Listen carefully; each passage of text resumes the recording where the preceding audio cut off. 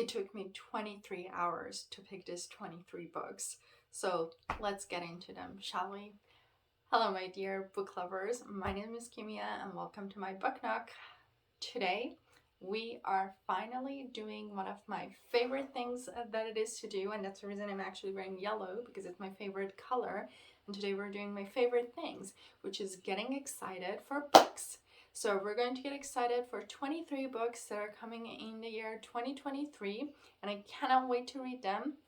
On the side note, my fridge is making weird noises here and there, so hopefully you're not hearing it.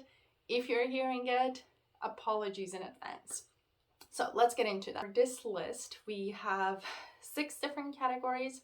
We have romance, we have sci-fi, we have fantasy, we have thriller mystery, we have horror, we have fiction, we have non-fiction. That's 7 actually, so let's get into them because there's a whole bunch of them that I'm very excited about.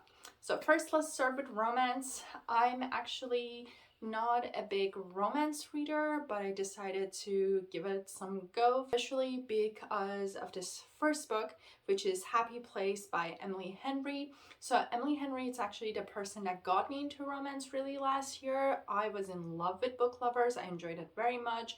Read it in like a day, in a couple of hours technically.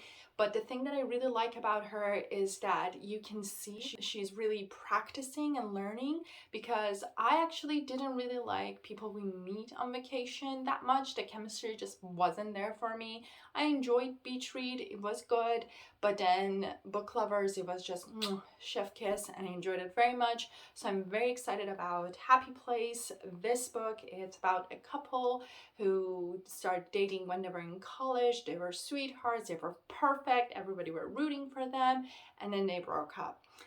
But they decide to pretend that they're still together because they're going to this trip with their friend to this little cottage that they do. They go there every year, but this year they have decided to still pretend that they're in a relationship simply because they're selling the cottage. This is the last year they're all going to go there, and they just don't want to really ruin the mood for their friends, don't want to just like get everybody down. So they're like, let's pretend that we're still together. What could go wrong? So that's one of my favorite trope. I very much enjoy it. I'm really intrigued to see. I haven't really seen anything very cringy when it comes to Emily Henry, and that's the reason that I actually like it, because some books really push it a little bit and I just don't like that much. So I'm very excited about this book, and hopefully it's going to be a good one. Next. And I have my list here because I could not remember 23 names, like absolutely not, so sorry if I'm looking down. Next one, we have Gwen and Art Are Not in Love by Lex Crosier. And also apologies for pronunciation, that's just, I just put it out there from the beginning. But first of all, the cover is just gorgeous, lovely. The story.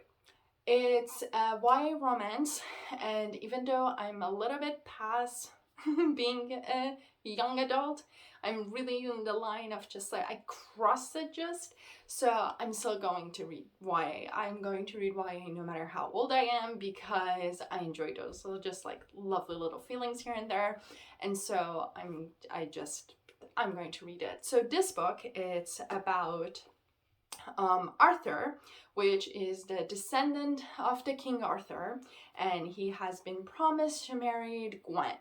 And then Gwen is this princess of England, and they don't like each other at all.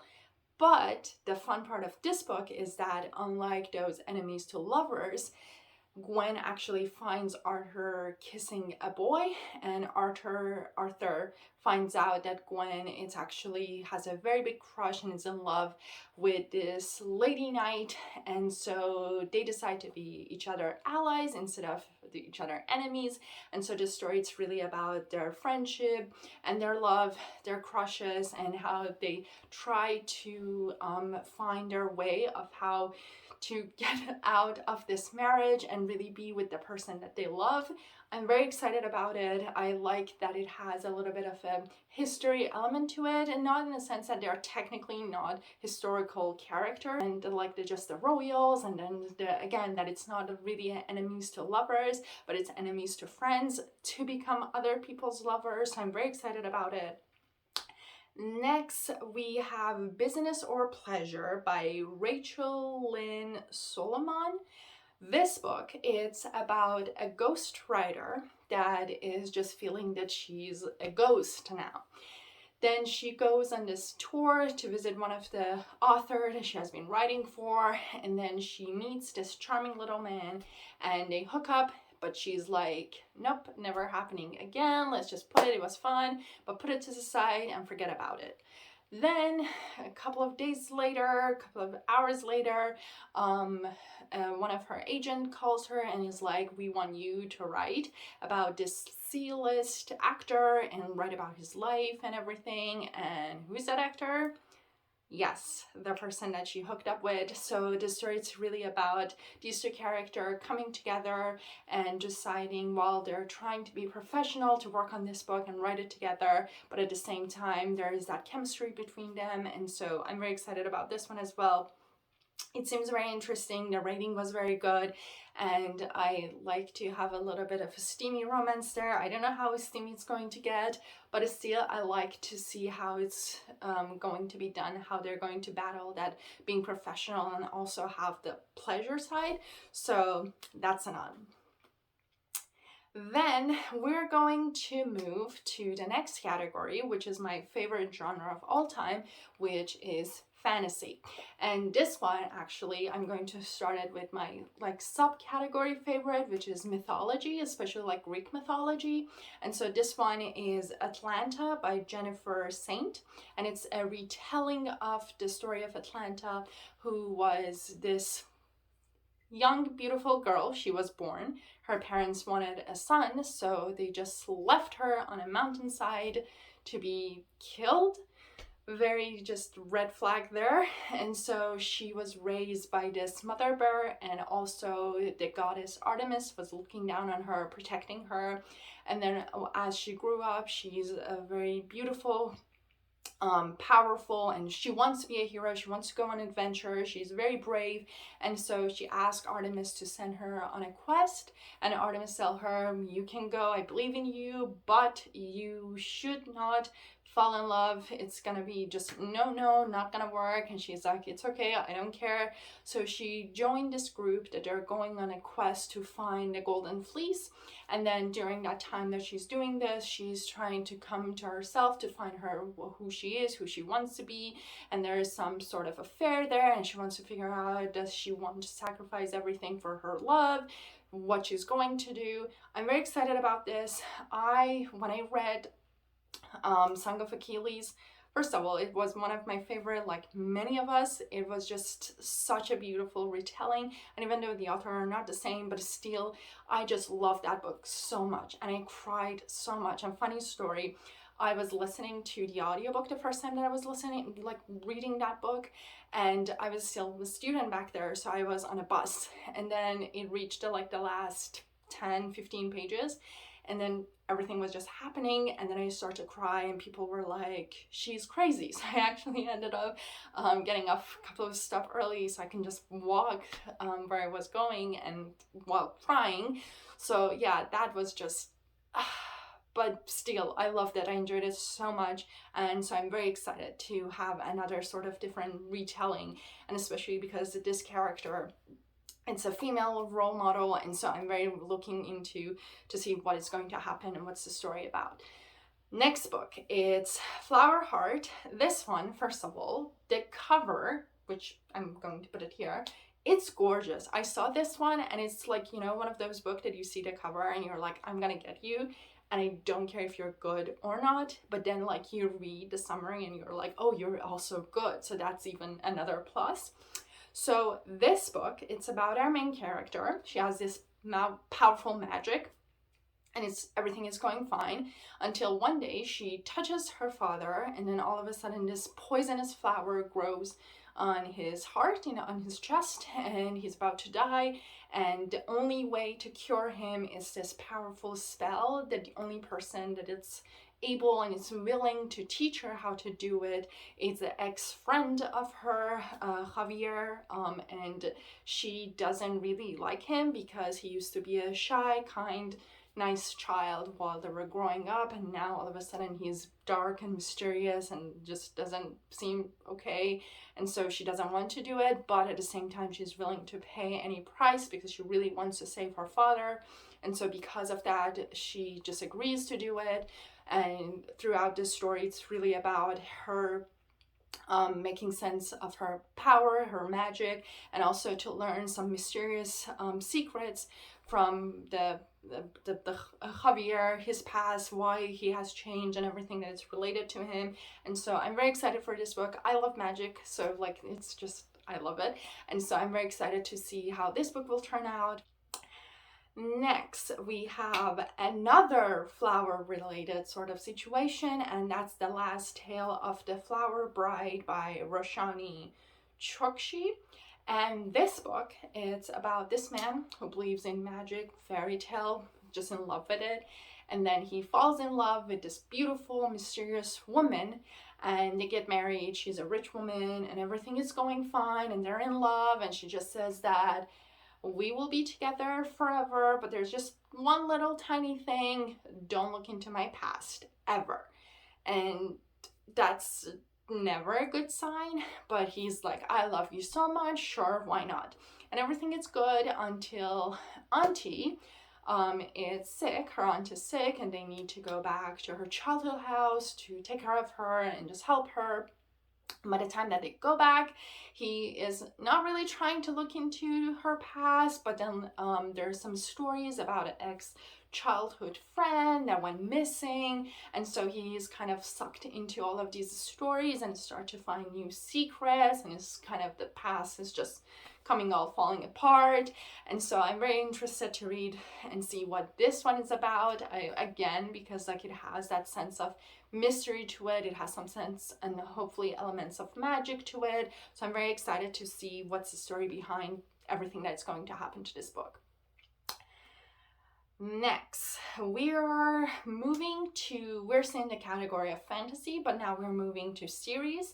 I actually miss reading series. It's been a while. I mean, I have been reading some series here and there, but I miss that feeling of like a new book, the first book of a new series coming out, and then you're waiting for the next one and for the next one. And so I started to look for some series for this year, because this year I really want to push and like really read the books that I have not read, like the genre that I have not read, and like get back to things that I've been not doing for a while, and series is one of them. So the next book, it's The Daughter of Izdihar by Hadir El-Sbai. Hopefully I pronounced it right. I don't think so. And so this book, it's actually inspired by the modern Egyptian history and events that it's happening. And also it's about women's rights. I love that. I saw it and I was like, oh yes, yes please. I love it when books talks about current events, and even if they change the world, change the dynamic, it's a fantasy book, but it still talk about these important issues. I just love it. I have to read it. So I really like this one. This book, it's about two female characters. We have one which is Nihal, I believe, and she is actually a water weaver, which give me kind of Avatar vibe, which love. And so she's a water weaver. She really wants to practice and learn, but unfortunately, because of her family circumstances, that they lost all of their money due to her father's gambling, she cannot go to the school. So the next thing to do is marry her off to this rich guy called Nico, and the problem is he's in love with another girl, and Georgina, and so she is just, well, here's my situation, this is my husband. And then Georgina, she works in a bookshop, which goals, I want to do that, and she's actually an earth weaver, but again, because of her circumstances, she's poor, she cannot really do anything and learn about it. But then she gets involved with this group, which are the Daughter of Izdihar. They are a women movement kind of group. They're really trying to push for women to have the freedom to practice their weaving, whichever elements that they do. And so this story is about how these two characters, and also Nico is there apparently come together, how they're going to have some sort of war with another nation that wants to put a stop to weaving. So again, it really brings that element of Avatar, The Last Airbender for me, which I love. Honestly, if it's done correct, why not? And so I'm very excited about it. I want to, especially because it's in a different setting, I'm really excited to see how it's going to be done.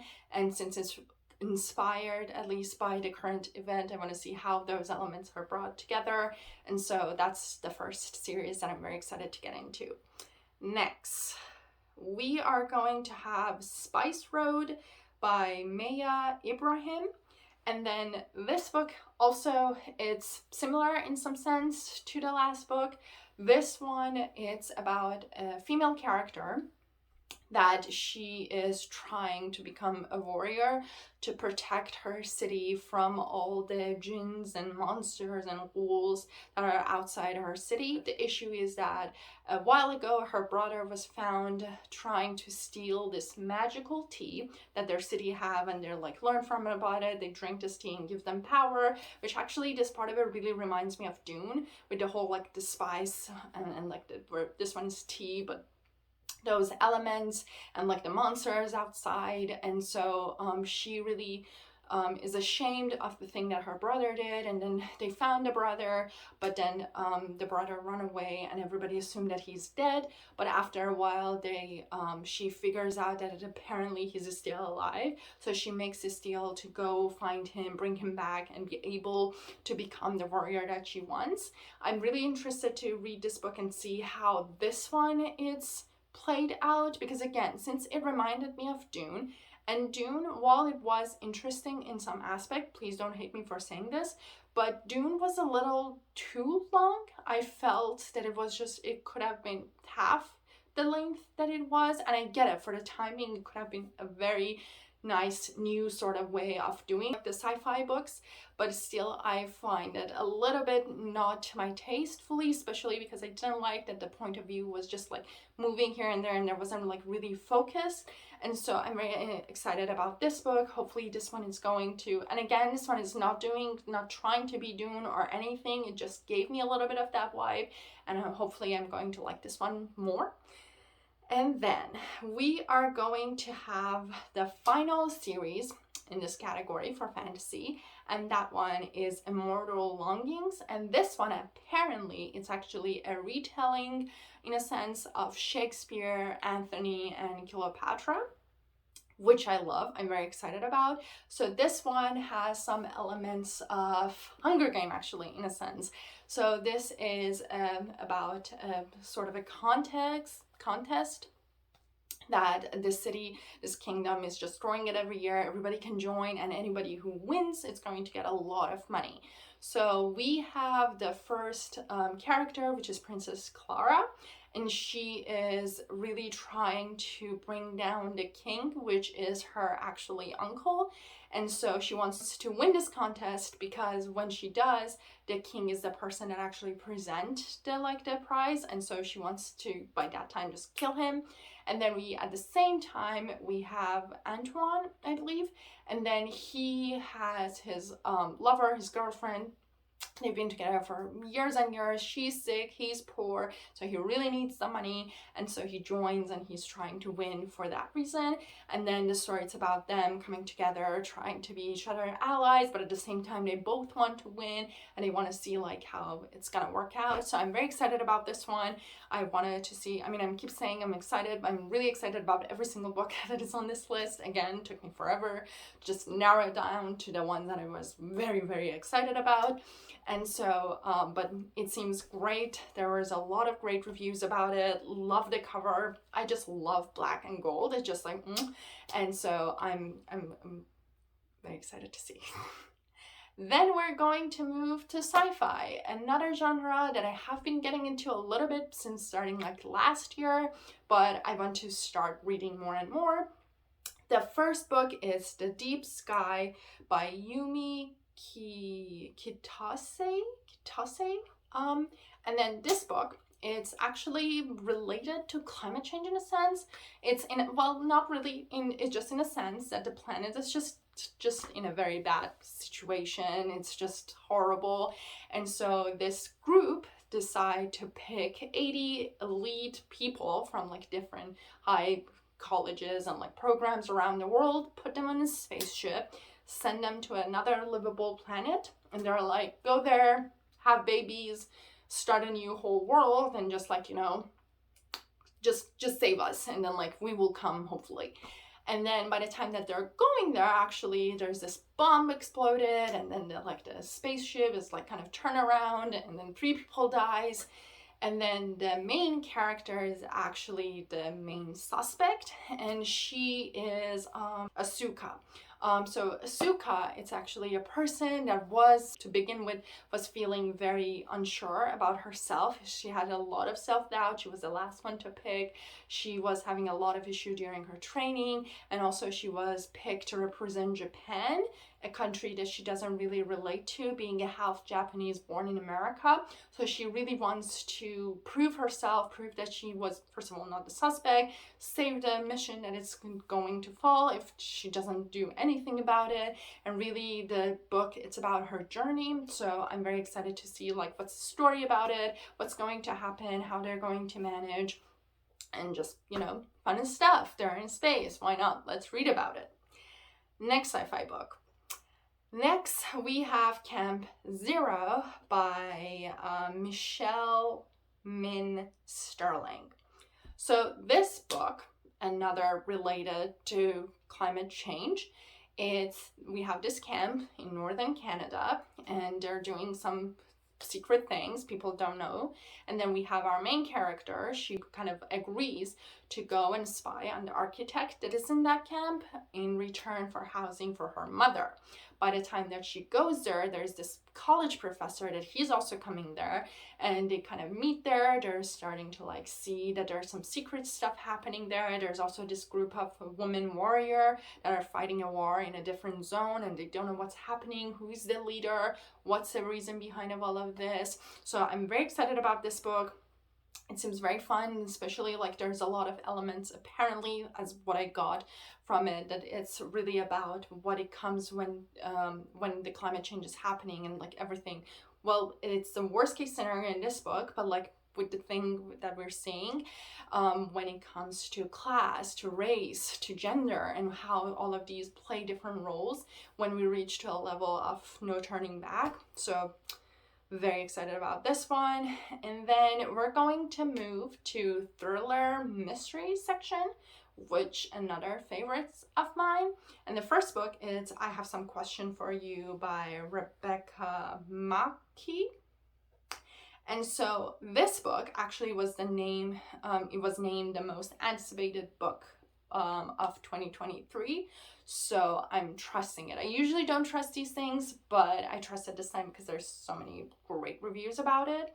And so we have this film professor, producer, that she's trying to forget her past, just destroy anything that relate to her past, and especially the 4 years that she spent in a boarding school, and really just want to run away from it. But then the boarding school reach out to her and they're like, come teach for us, and she's like, sure. But then when she goes back there, she's hit with all of those memories of her ex-roommate that was killed, and she's now that in that environment really she kind of gets sucked in and now wants to know what happened to her. Was there really like the actual killer? Is it still on loose? What was the reason that she got killed? And she really started to kind of go and look for clues and all of those. I love thriller mysteries. I honestly, if the summary is good enough, I'm gonna read it. I don't even care. And this one, again, because of the great reviews that it has, because how it was named the most anticipated, I'm very excited for it. The story seems very intriguing, so I'm not gonna say I'm very excited about it anymore. Next, we have What Lies in the Woods by Kate Alice Marshall. This one, it's similar in some sense a little bit. So this one, it's about these 3 characters. When they were 11, they believed in all magic, same as all of us. They were in the wood, they were playing this game called the Goddess Game. And then all of a sudden, a man attacked one of them, stabbed her 17 times, but she survived and she stay alive. She they find a man and they put him into jail and everything is good.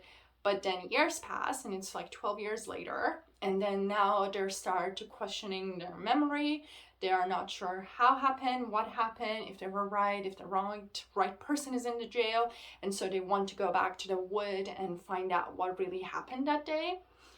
I love this. I love it because especially recently I was reading this book about memory, and it was talking about how every time that we go back over a memory, we start to rewrite it. And I find it very interesting that how you think that you know the truth, how you remember it perfectly, completely, but then like you find a video, a movie, like a photo or something, and you realize that you actually did not remember it completely correct.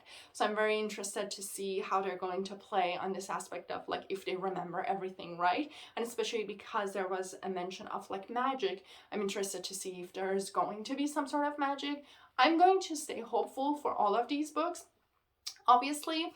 And hopefully they play it right, they don't make it cringy, they don't make it just eye-rolling, they don't make it too obvious. I don't want to guess everything by like 3 pages, so I'm excited. I said I'm not going to say it, but I did. But the next book, it's Age of Wise by Dipti Kapoor. This story is happening in New Delhi. There's this expensive car driving super fast and then hit and kill 5 people. And then people are expecting that this is a rich person, but then the person that step out, it's actually a poor servant, and he's not sure what are the chain of events that leads to this moment, and he's trying to remember what happens, and he's not sure that he's actually the person responsible for this accident. And so this story, it's about this mafia, very rich family, and the 3 main character. There is a servant that we're going to see how he started from a low rank and make his way up to the top. Then we have the son who is trying to outshine his father and become more powerful. And then we have this journalist that she's trying to find this balance between her morality and also her desire. So I'm really looking forward to this book because I want to see how it's going to play on the theme of morality, but also pleasure, power, money, and how they all come together, how they're going to work against one another, how we can make sense of one another. And so again, it also has that elements of, I'm not sure if it has elements of memory or not. It seems that it has, and so I'm really interested to see how it's going to play out. So next we have All the Dangerous Things by Stacey Willingham.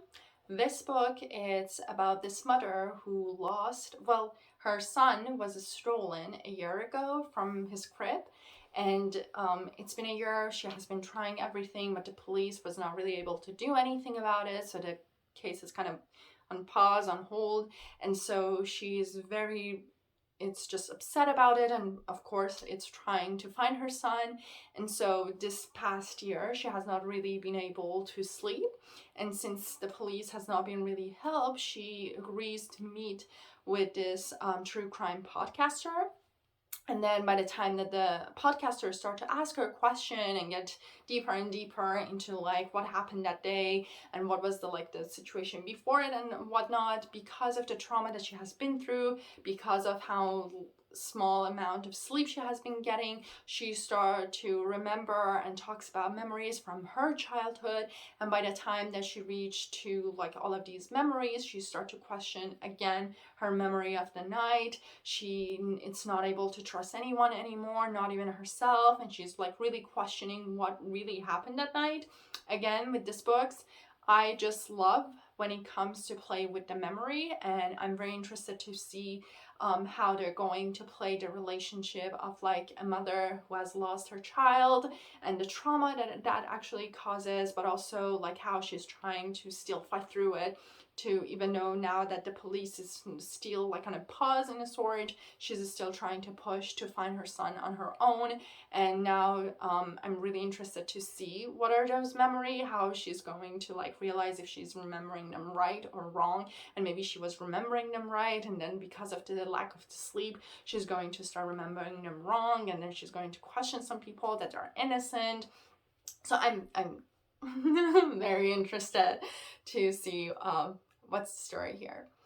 Now we're going to move to sort of a horror genre. And this one, actually, I have never read a horror book, ever. No Stephen King, nothing. It was just never my thing. I have a very powerful imagination. I cannot do it. But then I was like, let's do it. Let's this year, just, why not? And so there's a bunch that actually seems very interesting. And because of that, I was actually like, let's just do it. What could go wrong? I will check with you by the end of the year, or at least by the time that I finish reading these, and then we will see what happens. So the first one is How to Sell a Haunted House by Grady Hendrix. And so this book is actually like a sort of a thriller horror / situation. And this book, it's about two siblings that their parent passed away during the coronavirus. And so now they want to sell their childhood home because they really need the money. And by the time that they move back to that house to kind of like clean it up and prepare it, they are faced with a lot of different memories, childhood memories, and also things that their parents have been hiding in like the attic, and like there's like all of these random places that things have been hidden or like completely blocked out. And so they're like really trying to figure out what's the past and coming to conclusion that do we want to sell this house, how to sell it, or just set it to fire. And so I found that very interesting. I like the dynamic of families in books, especially if it's done right. And so I'm interested to see what's their past, how they're going to figure it out. And also because like with this, I'm like, is it one of those sort of horror that they're going to find that their parents were like killing people, they were like murderers, or like, I don't know, some sort of ghost situation? Or is it those type of situation that like their parents have been lying to them, there's some secrets, there's some like different sort of horror? And so I'm really intrigued to read this book and figure out what's that story. I like the reason that I love mystery books is just because like I need to know. And so this book, even though it's horror, because has that element of what is, and like I really want to know, I was very intrigued and had great reviews. So I was like, let's give it a shot. Hopefully I will not be scared and I will be able to sleep at night. So yes, let's move on to the next one, shall we? Next, we have A House with Good Bones, Another House. This one is actually about this character. She wants to go to North Carolina to visit her mother, but her brother is like, Mom doesn't seem okay. And she's like, no, she's fine. It will be all good. And then she goes into her house and she's like, something is off. So the house doesn't feel the warmth that it had. All the wallpaper has been torn down and everything is white now. And her mom seems very scared. She constantly looks her back and it's like by any noise, she just jumps and she's just like, Mom, like what's going on? And so she steps outside of the house. She wants to take a break to kind of like be like, you know what, maybe I'm acting weird. And then she finds teeth in a bush, and then she's just like, great. So the story is about her figuring out what had happened, what is the reason behind her mother acting so strangely, to figure out what's the story with the teeth. And so I'm very interested into this book because it was actually because it was mentioned that for the people who love Mexican Gothic, and I love that book. I finished it in like a couple of hours. I very enjoyed it, although I do not count that one as horror, so you cannot tell that I have read horror books. That one was not horror, that was like thriller, mystery, Gothic sort of books. So, but I enjoyed that book very much, and so since this one apparently is not exactly same, but similar to it, I was like, I'm gonna read it. I'm gonna give it a try.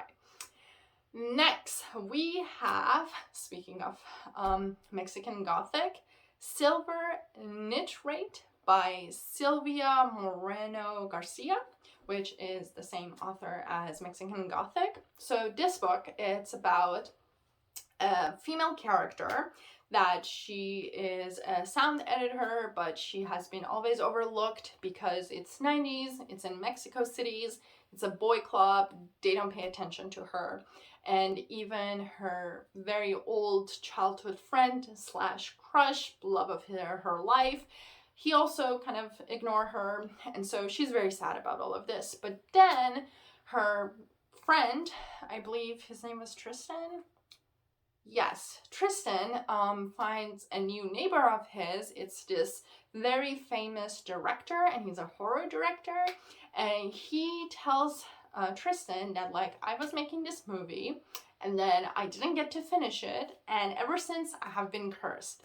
Can you and your friend help me finish this book so the curse is lifted? And they're like, sure, why not? Maybe this can be, like, you know, our, like, finally breakthrough. And so they agree to do it. But then by the time that they start to do this, she starts to feel all of these, like, weird presence around her. Tristan starts to see the ghost of his ex-girlfriend.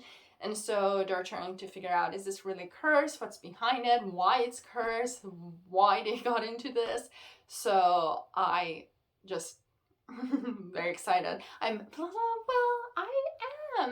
And I'm just like, I'm very intrigued to see what this one is going to be about. How is this one going to turn out?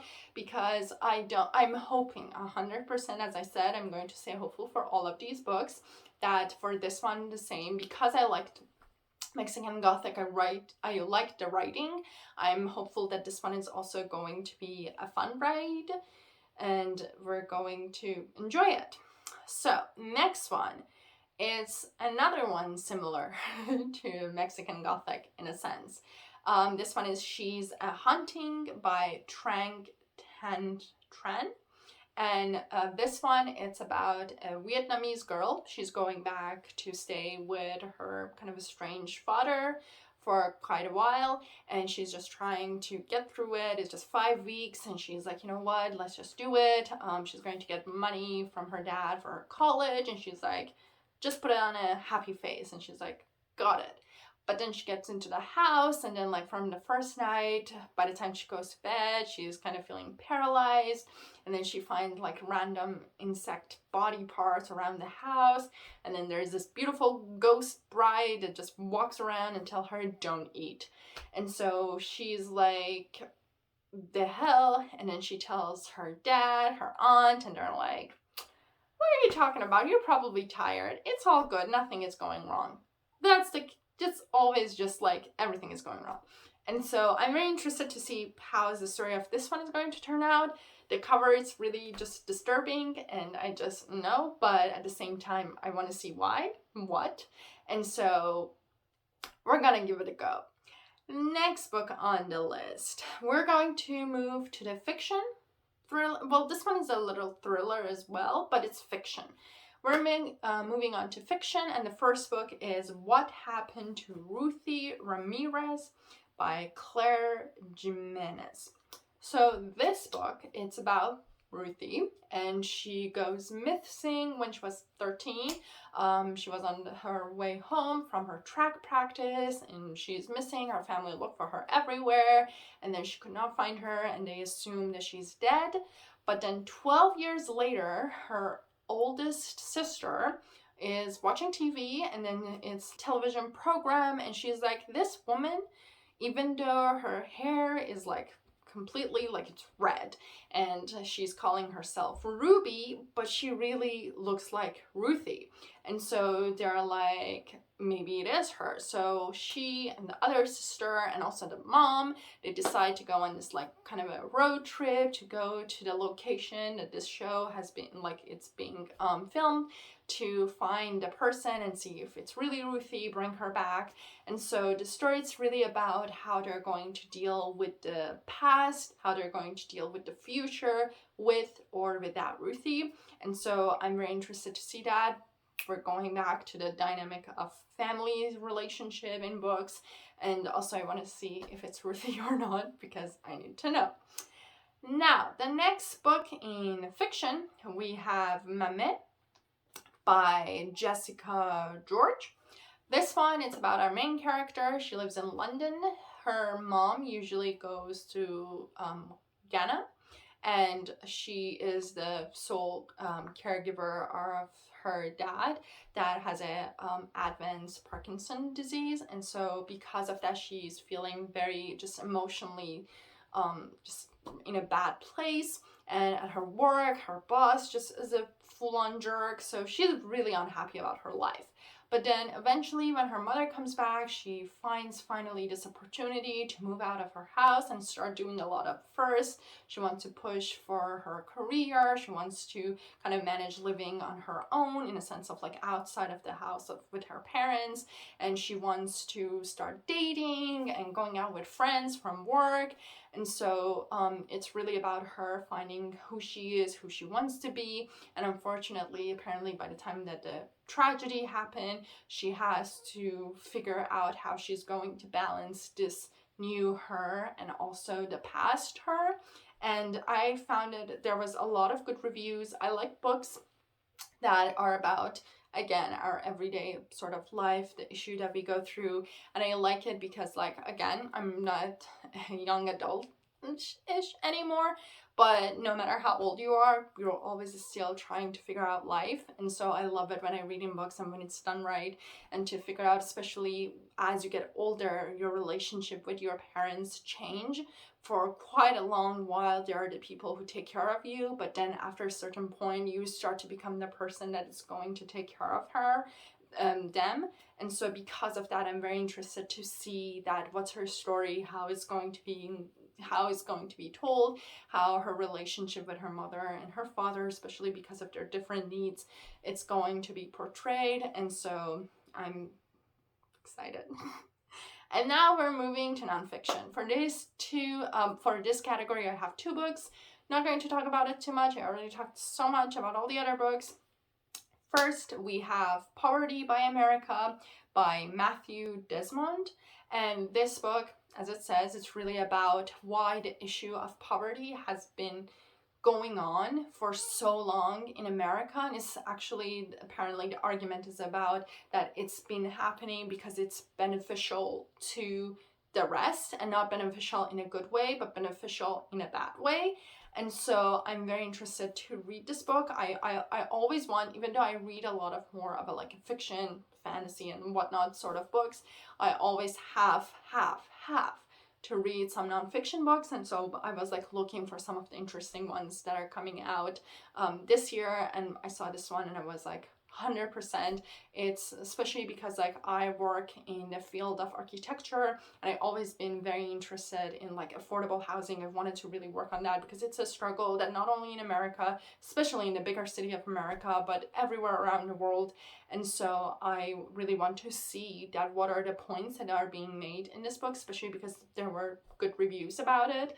And so I want to see if I can learn something from it, how we can change. And even though my field, it's a bit different, it's focused on different aspects when it comes to poverty, homelessness, but it's always good to see what you can learn and what aspect of those answers you can take and mold it into the field that you're working on, practicing, interested in.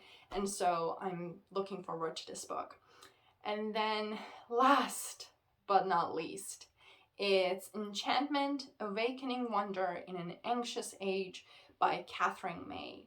And this book, it's had great reviews. It's talking about how we live in a day and age that we are just surrounded by things that just stress us every day. Everything. It's just, from social media, from our job, from school, from family, our relationship with them, our relationships, loved ones, friends, everything that we're just dealing with.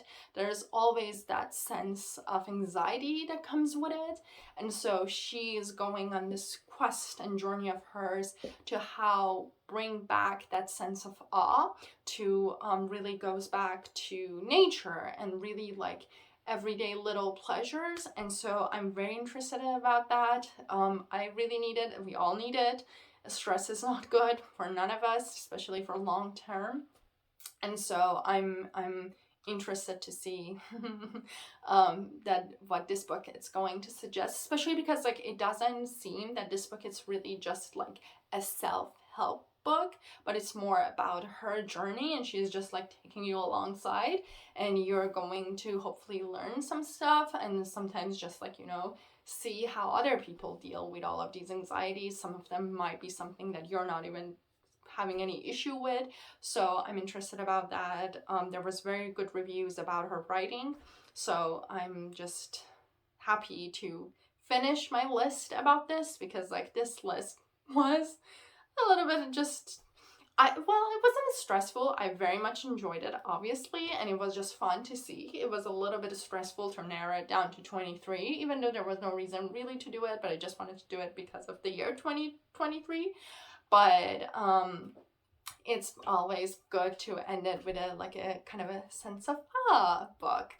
So I hope you enjoyed this list. If you did, please consider to subscribe, leave a comment, tell me what books you're looking forward to. If any of these books I should not read, I'm probably going to read, but if you have, please say your argument. I might listen to it, and I will see you on the next video. Happy reading!